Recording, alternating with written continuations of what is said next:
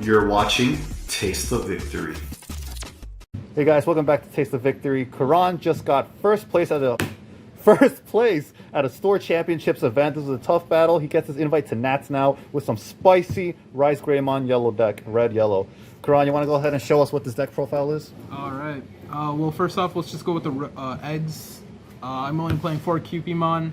I just care about the draw early game. I would play one extra Upamon, but one of my friends was borrowing it, so I didn't have my cards on me. Next, for rookies. I'm playing 8 rookies, but I'm playing only 1 Recovery Sala. It just has a Salamon name. I'm playing 3 Salamon X, and then 4 of EX1 Salamon.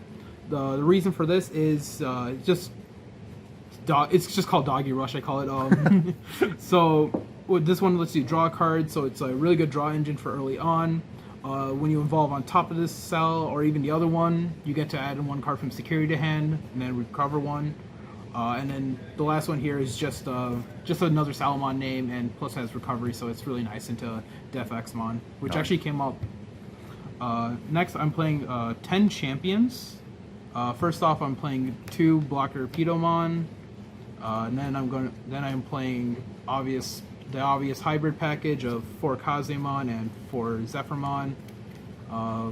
As it's yellow, we have a lot of tamers. We can abuse the tamers as much as we want, and just having easy ways to get multi-attack off is just really nice and consistent. Zephyrmon effect does come up once in a while, not too often. The real MVP was honestly the Piddomon, because 1 cost Evo on top of a rookie was really nice. And just turboing into your RizeGreymon is just very helpful.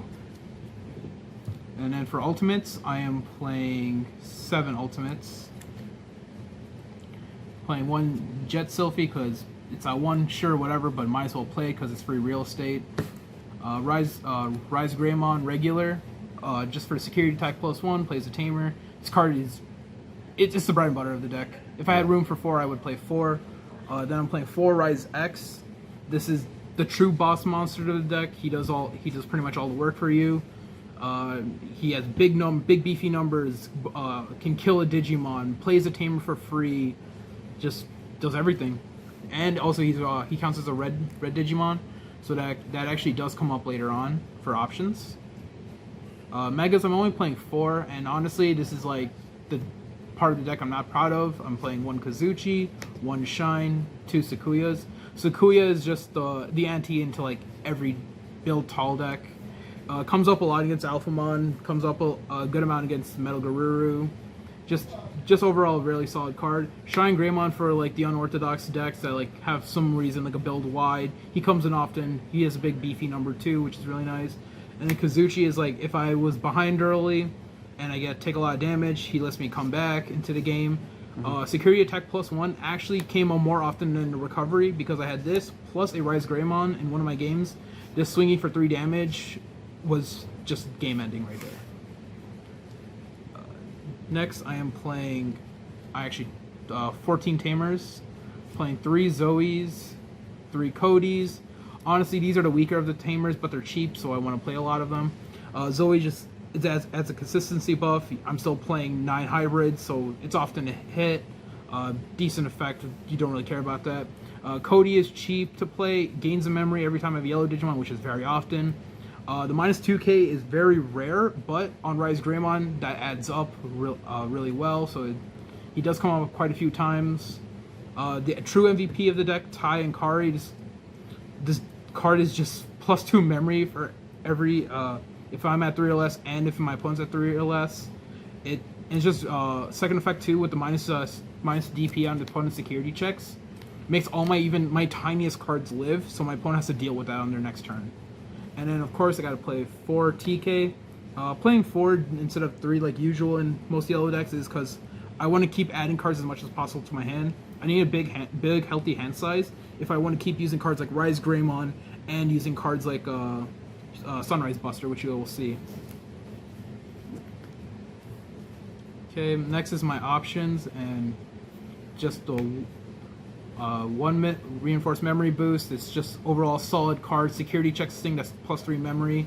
Then Holy Flame, another great security bomb, just negating my opponent's turn. This comes up quite often against decks like Metal Guru, decks like Grandis, a couple others.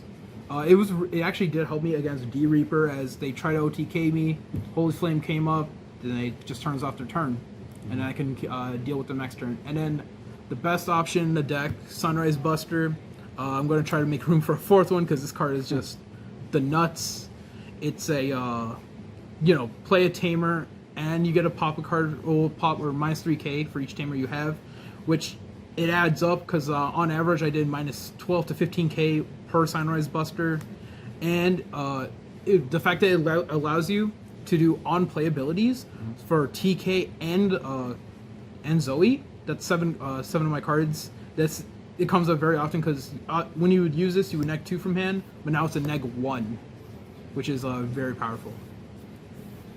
Yeah, crazy option.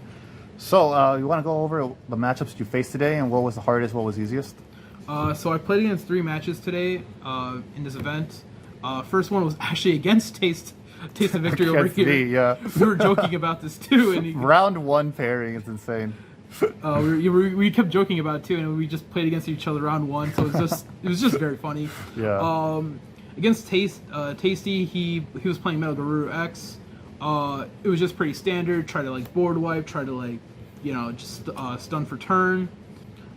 Then also, Sakuya did a decent amount of work for me as well, turning off one of his turns. But honestly, the true MVP against Tasty was Kazuchimon. This thing just being a big ass beat stick while he has to take turns to set up was massive. Yeah. This thing stacking for 2 to 3 security every turn, just he was put on a timer, and thanks to Thanks to Tai and Kari, this thing is going to live. Like it's going to be very hard to kill this thing when I rest at least 1 or 2 of these things every turn. Then round 2, I played against X-antibody. To be honest, I think that was the most frightening deck I played against today because that was Alphamon X-antibody. Oh, X-Alpha. Yeah, I'm sorry, Alphamon X-anti. Yeah. The deck just, if it has the hand, it will like try to OTK you in 1 turn because it gains like 8 memory or so. It's insane. It's incredible how much memory it gains. 1 turn. MVP was honestly Sakuyamon. Not 1, but I had to use both of them because the first one on the field, he had -3 on his stack, but he put in 3 Dex Dorus into his stack, making that thing swing 1 damage each time. I was able to deal with it on my next turn, but then the turn after, I just played 1 more, and then now he can't swing because I could just play this, build wide with my rookies, and just go to town. Like, he couldn't do anything with that. Congo does stop this deck, though. It is very rough against that. Thankfully, we do have cards like Piddomon, which are just decent blockers. We have ways to stun, or not stun, but not take as much damage thanks to cards like Holy Flame and Sakuyamon, which are really nice. And if they leave themselves wide open, you just Sunrise Buster whenever you can to get more value on the board. And then finally, in the finals, I played against D Reaper. They were playing the X-anti-techs, such as the X-antibody and the Defexmon, all that stuff, to get the bigger stack, to get the it also helps with the cheaper play costs, as well as I think it helps with the Gatekeeper. I'm not sure on that one, but I do know for a fact Gatekeeper was a pain in the ass to play against.